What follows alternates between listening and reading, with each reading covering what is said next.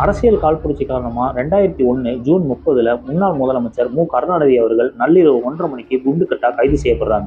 அவர் கைது செய்யப்படக்கூடிய விஷயம் தமிழ்நாட்டில் யாருக்குமே தெரியல. ரொம்ப சஸ்பென்ஸா வச்சிருந்த அந்த விஷயத்துல கலைஞருடைய வீட்டுல முதல்ல கரண்ட் கட் பண்றாங்க. அதுக்கப்புறம் அவரோட தொலைபேசி இணைப்புகள் துண்டிக்கப்படுது. இது எல்லாமே செஞ்சுட்டு நள்ளிரவு 1:30 மணிக்கு வீடு பூந்து தூங்கிட்டு இருந்த கலைஞரை குண்டுக்கட்டா கைது செய்யறாங்க. அவர் கூட சேர்ந்து முன்னாள் அமைச்சர்களான தயாநிதி மாறனையும் முரசொலி மாறனையும் கைது செய்யறாங்க. கைது செய்யப்பட்ட கலைஞர் சிறைக்குள்ள போக மாட்டேன்னு சிறை வாசலிலே தர்ணா போராட்டத்தில் ஈடுபடுறார். கலைஞர் கைது செய்யப்பட்டதுக்கான காரணம் சென்னை மாநகராட்சியில கட்டப்பட்ட மேம்பாலங்கள்ல ஊழல் ஏற்பட்டுச்சுங்கிறது தான். கைது செய்ய வந்த காவல்துறை கலைஞரை மட்டும் கைது செய்யல, ஸ்டாலினையும் கைது செய்ய தான் வந்தாங்க. ஏன்னா அந்த வழக்குல கலைஞர் மேலேயும் ஸ்டாலின் மேலேயும் தான் புகார் தெரிவிக்கப்பட்டது. அந்த புகாரை கொடுத்தது சென்னை மாநகராட்சி ஆணையராக இருந்த ஜேசிடி ஆச்சாரியால் தான். ஆச்சாரியாளுக்கு கொடுத்த அந்த புகாரை ஏற்றுக்கிட்டு காவல்துறை கலைஞரை கைது செஞ்சாங்க.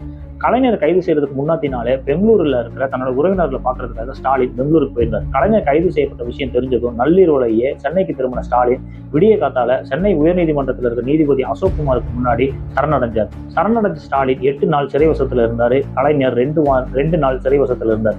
2 பேருமே பிணையில வெளியில வந்தாங்க. 2006 சிபிசிஐடி இந்த வழக்கை விசாரிச்சு நீதிமன்றத்துல அறிக்கை தாக்கல் செஞ்சாங்க. அந்த அறிக்கையில குற்றம் சரிவர நிரூபிக்கப்படணும், சரியான ஆதாரங்கள் இல்லைனோ, போலியா ஜோடிச்ச கேஸ்ன்னு சொல்லிட்டோ அறிக்கை தாக்கல் செஞ்சாங்க. அறிக்கையை ஏற்றுக்கிட்ட நீதிமன்றம் இருவரையும் இந்த வழக்குல இருந்து விடுதலை செஞ்சாங்க.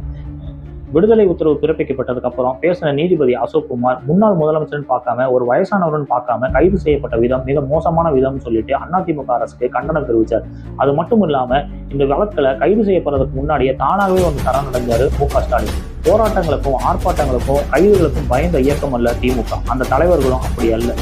நான் முன்னாடியே பல சந்தர்ப்பங்களை சொல்ல மாதிரி ஓடி ஒளிந்து கொள்ளக்கூடிய தலைவர்களை கொண்ட இயக்கம் அல்ல திமுக.